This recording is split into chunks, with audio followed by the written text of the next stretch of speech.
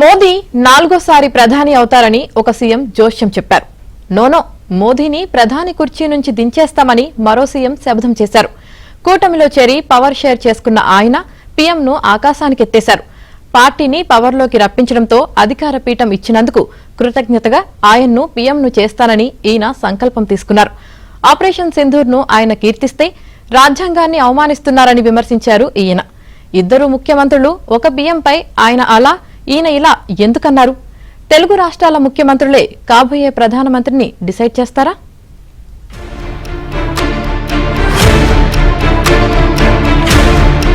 India ప్రధానిగా ఉన్న నరేంద్ర మోదీ ప్రపంచం మెచ్చిన నాయకుడిగా అవతరించారు.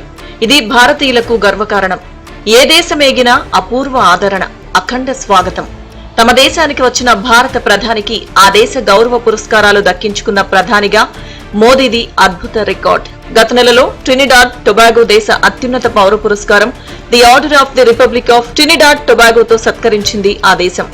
Russia, Saudi Arabia, United Arab Emirates, France సహా పలు దేశాలు మోదీకి అత్యున్నత గౌరవాలను, పురస్కారాలను అందజేశాయి. ఇప్పటి వరకు 25 దేశాల అత్యున్నత పురస్కారాలు అందుకుని రికార్డు సృష్టించారు ప్రధాని మోదీ.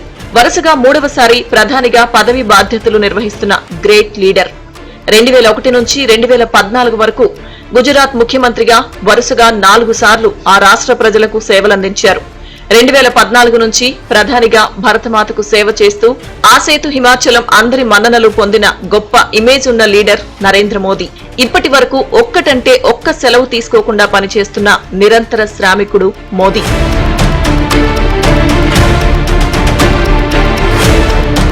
మోదీ అంటే ఒక బ్రాండ్, ఒక ఇమేజ్. ఆపరేషన్ సింధూర్ చేపట్టి భారత్ సత్తాను ప్రపంచానికి చాటారు. పాక్ వక్రబుద్ధిని ఎండగట్టారు. ఐక్యరాజ్య సమితి గుర్తించిన 193 దేశాల్లో కేవలం 3 దేశాలే పాక్కు అండగా ఉంటే మిగిలిన యావత్ ప్రపంచం మోదీ ధీరత్వాన్ని వేనోళ్ల శ్లాఘించాయి.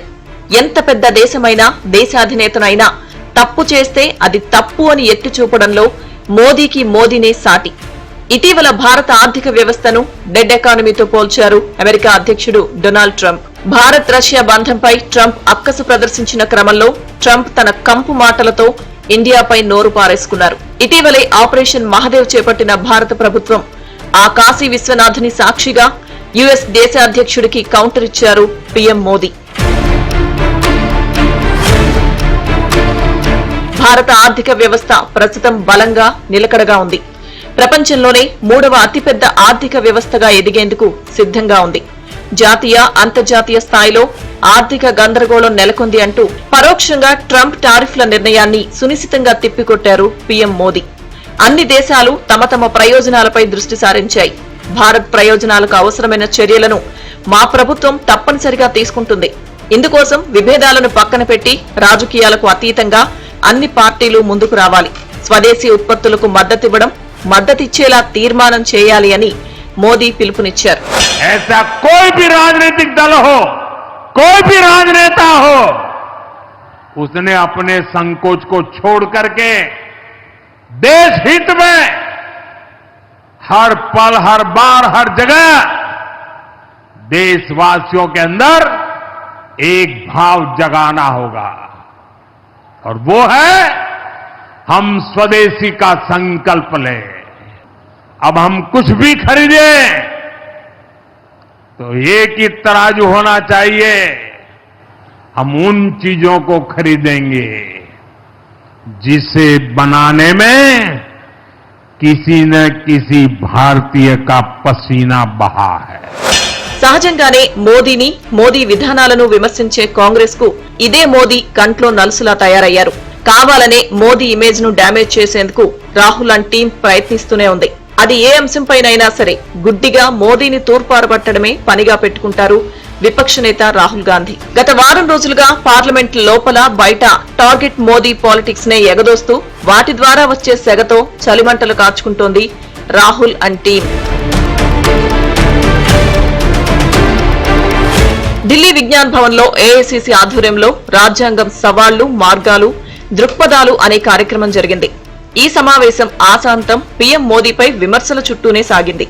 కేంద్రంలో బీజేపీ సర్కార్ వ్యవస్థలను నిర్వీర్యం చేస్తూ రాజ్యాంగ హననానికి పాల్పడుతుందని విమర్శించేందుకే సాగింది.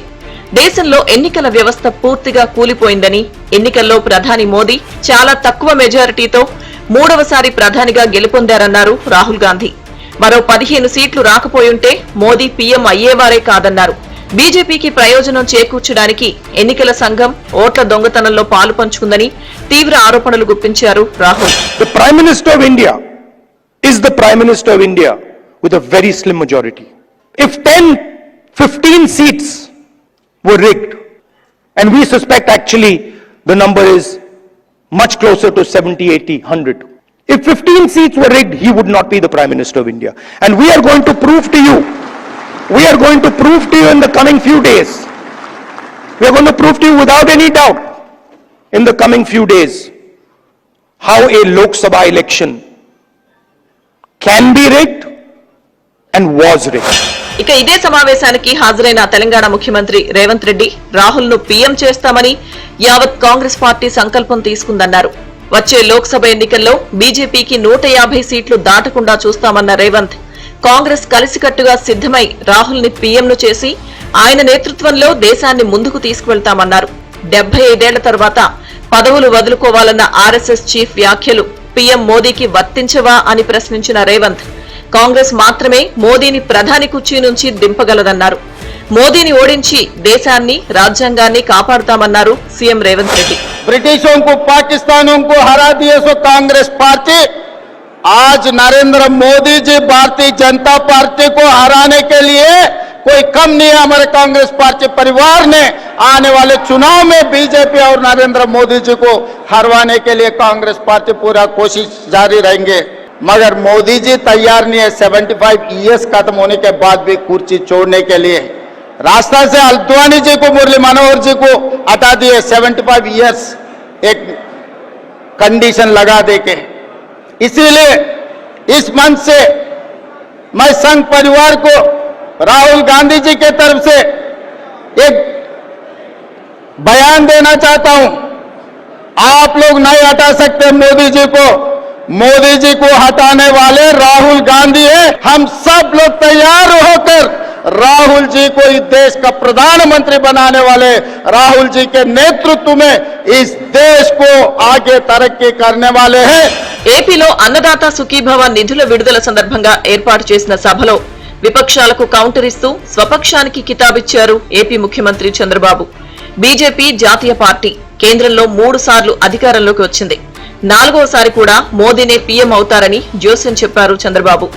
ఆపరేషన్ సింధూర్ దేశానికి గర్వకారణమన్న చంద్రబాబు, మన ఆడబిడ్డల బొట్లు చెరిపేసిన టెర్రరిస్టులను అంతం చేసిన పార్టీ ఎన్డీఏ, వారిని అంతం చేసిన వ్యక్తి నరేంద్ర మోదీ అంటూ కీర్తించారు చంద్రబాబు. మన ఆడబిడ్డల బొట్టు చెరిచేశారు. అలాంటి టెర్రరిస్టుల్ని అంతం చేసిన పార్టీ ఎన్డీఏ, అంతం చేసిన వ్యక్తి నరేంద్ర మోడీ గారని చెప్పి మరొకసారి విజ్ఞప్తి చేస్తున్నారు. ప్రభుత్వ వ్యతిరేక ఓటు చీలకూడదని ఒక మంచి భావంతో ముందుకొచ్చి ఆ రోజు పొత్తుకు నాంది పలికారు. ఆ తర్వాత బీజేపీ జాతీయ పార్టీ 2 సార్లు అధికారం ఉన్నారు. 3వ సారంలో అధికారానికి వచ్చారు. 4వసారి కూడా వస్తారు. అందుకనే వాళ్ళు ముందుకొచ్చి మన రాష్ట్రంలో పొత్తు పెట్టుకోవాలంటే రాష్ట్ర ప్రయోజనాలు దృష్టిలో పెట్టుకుని ఆ రోజు మనం పొత్తు పెట్టుకున్నాం. తెలంగాణ ముఖ్యమంత్రి ప్రధానిని విమర్శిస్తే ఏపీ సీఎం చంద్రబాబు మోదీని పొగడ్తలతో ముంచెత్తారు. మొత్తానికి పీఎం మోదీపై ఒకరు అలా మరొకరు ఇలా తెలుగు రాష్ట్రాల సీఎంల వ్యాఖ్యలు ఆసక్తి రేపుతున్నాయి.